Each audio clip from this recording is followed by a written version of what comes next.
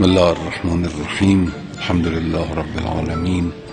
فی الکافی عن السجاد علیه السلام: ارضاکم عند الله اسبغکم علی عیاله.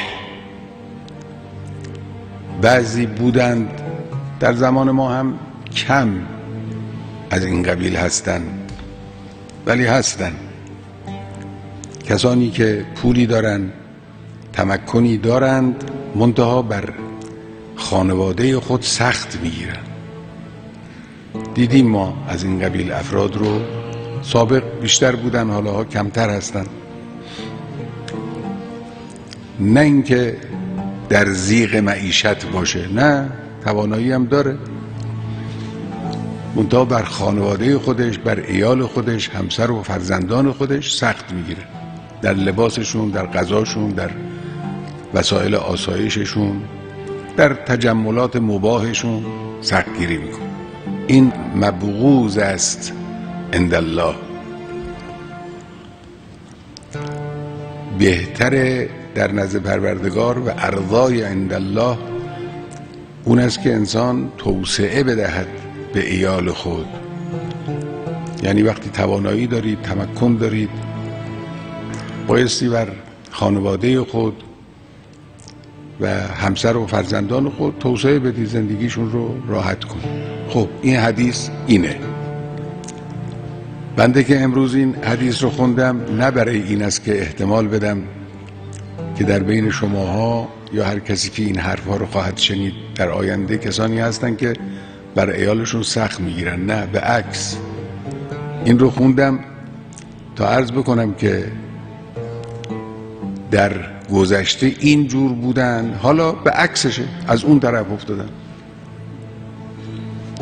کسانی هرچی گیر میارند صرف تجملات خانوادگی میشه که اینه که از این فرهنگ‌های بسیار بد و بسیار خطرناک در جامعه ما.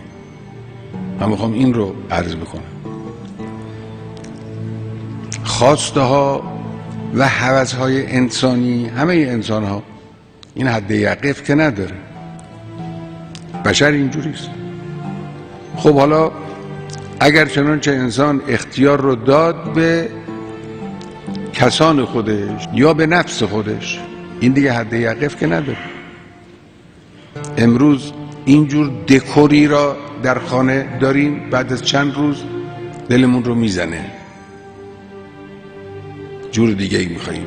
امروز این جواهرات رو به خودمون آویزان کردیم، بعد دلمون رو میزنه، میخواییم یه چیز برتر و بهتر از این به دست بیاریم.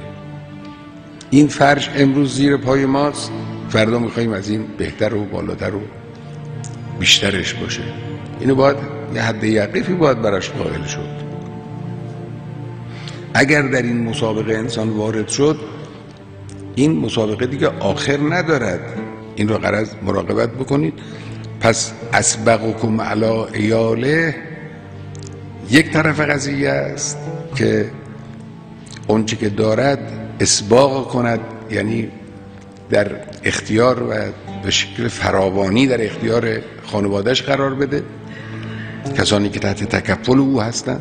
این طرف خوبشه. اون طرفش هم اسراف در این زمینه و زیاده روی در این کاره.